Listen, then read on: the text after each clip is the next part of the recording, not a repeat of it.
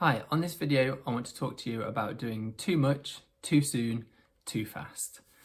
This is the most common issue for people getting into running, or even for more experienced runners who are just a bit too optimistic with their training loads. Now, while the lungs and the heart tend to be able to cope with a significant increase in demand almost straight away, the muscles, tendons and your skeleton take significantly longer to adapt to the new demands being placed on them. And this is why very, very often people who are new to running end up having to stop because of shin splints, because of stress fractures, because of really painful DOMS, which is delayed onset muscle soreness. So that soreness you feel maybe 2 days after you've exercised, or other muscle pains. All of these are because the body isn't used to the demands that you've been placing on it, and you've not given it enough time to get used to it. We've spoken already about the need to spend most of your training time at slower speeds, or the extremes of speed. So a lot of time spent at the slow end of the scale and the other time at the faster end of the scale, and not so much time spent in your comfortable middle zone.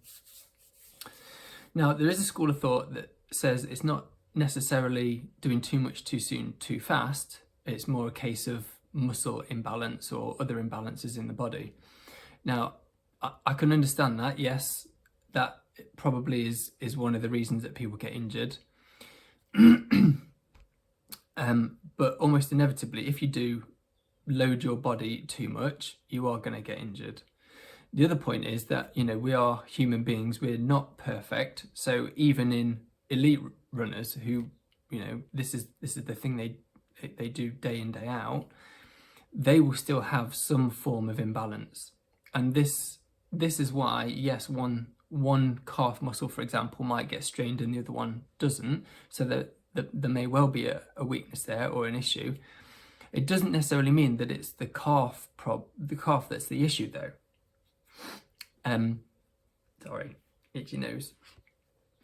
And that's where we have to remember that the body is an amazing thing. So while you might have an issue in one part of the body, and that's where you're seeing the cause, or where you're complaining that the issue lies, it might actually be because your body is overcompensating in a different area because of the issue that is flaring up for you.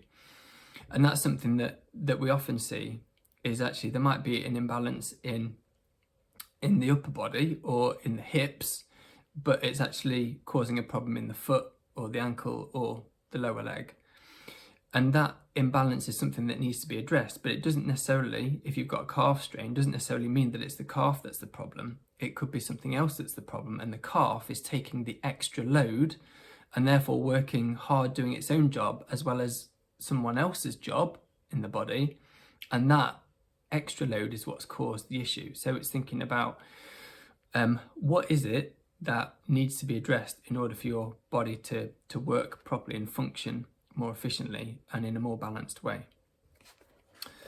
So that is a general overview of too much, too soon, too fast, and body imbalances. Now, you can do lots to address those things, but it really depends on the issues that you're having. So this is where the strength and conditioning side of things comes in, to try and help you balance out those inequalities in terms of strength and weakness on one side of the body to the other, so that when it comes to running, you're not relying on one side of the body more than the other, and you can keep running injury free.